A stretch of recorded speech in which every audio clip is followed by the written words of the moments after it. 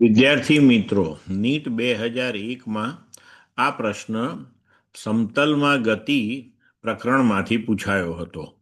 પ્રશ્ન છે, કેપિટલ એમ અને સ્મોલ એમ દળ ધરાવતા બે કણો અનુક્રમે કેપિટલ આર અને સ્મોલ આર ત્રિજ્યાવાળા વર્તુળ માર્ગ પર સમાન આવર્તકાળથી પરિભ્રમણ કરે છે, તો તેમના રેખીય વેગનો ગુણોત્તર કેટલો?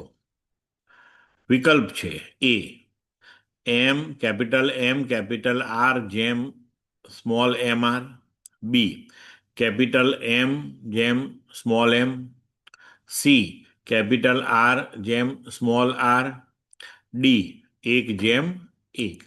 હવે જુઓ, આ પ્રશ્નની અંદર આપણને બે કણો આપ્યા છે અને બંનેના દળ આપ્યા છે, તેમજ તે બંને કણો જે વર્તુળ માર્ગ પર પરિભ્રમણ કરી રહ્યા છે તે વર્તુળ માર્ગની ત્રિજ્યાઓ આપી છે.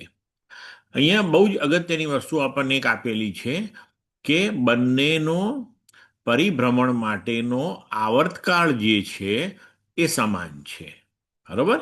અને આપણે રેખીય વેગનો ગુણોત્તર શોધવાનો છે.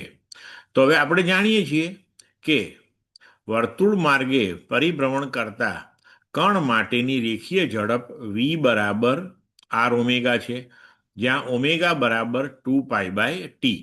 હવે અહીંયા 2π અચળાંક છે અને કેપિટલ ટી એટલે કે આવર્તકાળ જે છે એ બંને કણો માટે સમાન છે.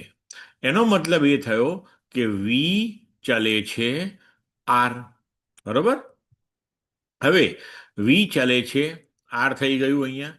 તો વેલોસિટી જે કેપિટલ એમ દળવાળો કણ છે એની ભાગ્યા વેલોસિટી એટલે કે રેખીય વેગ જે સ્મોલ એમ દળવાળો કણ છે તેની, એના બરાબર થશે capital R upon small R.